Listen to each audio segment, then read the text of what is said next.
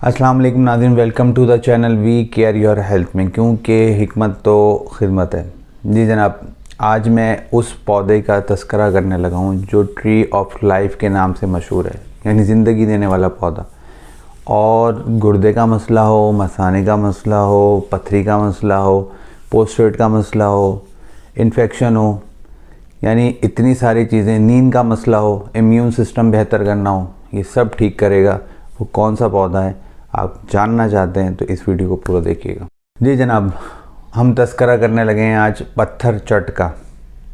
आप लोगों ने नाम अजीब सा सुना है, या पहले शायद हो सकता है सुना हो।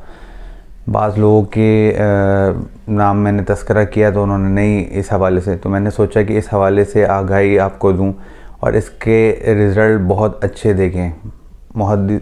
जदीद माहिरीन जो है इसके ऊपर रिसर्च वैसे ऑलरेडी कर रहे थे, लेकिन देखा ये गया जो पुराने तबीब हजरात हैं वो इसका इस्तेमाल जो है गुर्दे की पथरी के लिए अमूमन तौर पर इस्तेमाल करते थे।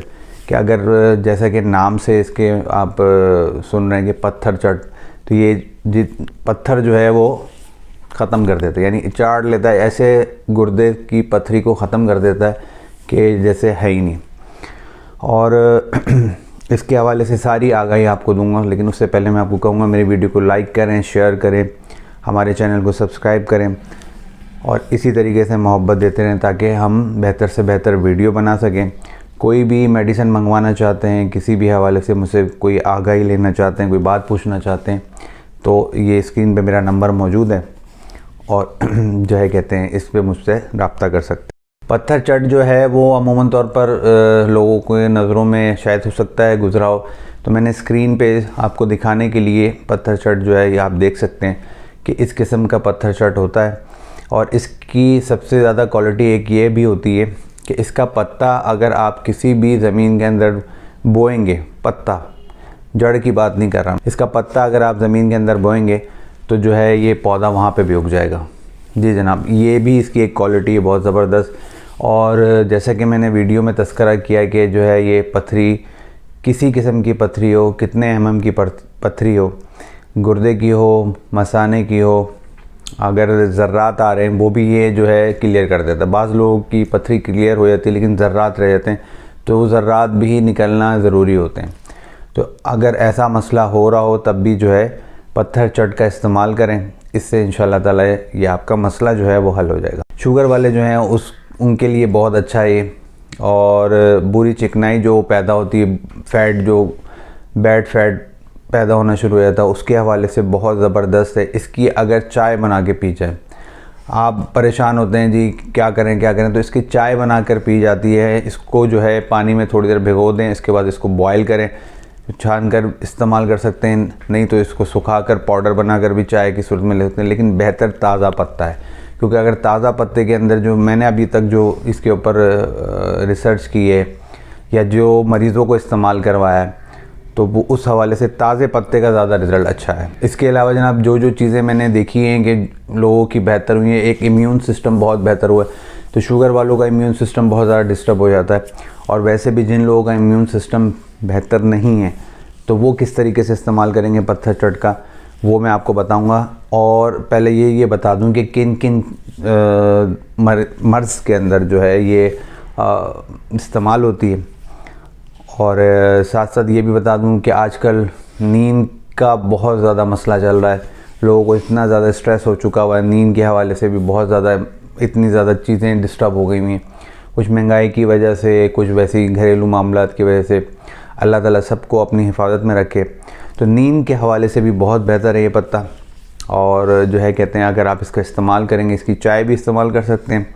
और एक और तरीका है जो मैं आखिर में आपको बताऊंगा कि इस तरीके से अगर इस्तेमाल किया जाए, ख़ास तौर पर गुर्दे की पथरी और मसाने की पथरी और पोस्टेट वगैरह के लिए, तो बहुत ज़्यादा बेहतरीन।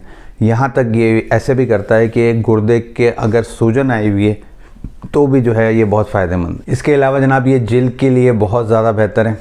जिल्द के हवाले से ये स्किन के लिए बहुत ज़्यादा फ़ायदेमंद है। अगर किसी की स्किन में कोई भी मसला हो रहा है, एक्जीमिया होता है, उस हवाले से भी इसको इस्तेमाल किया जा सकता है।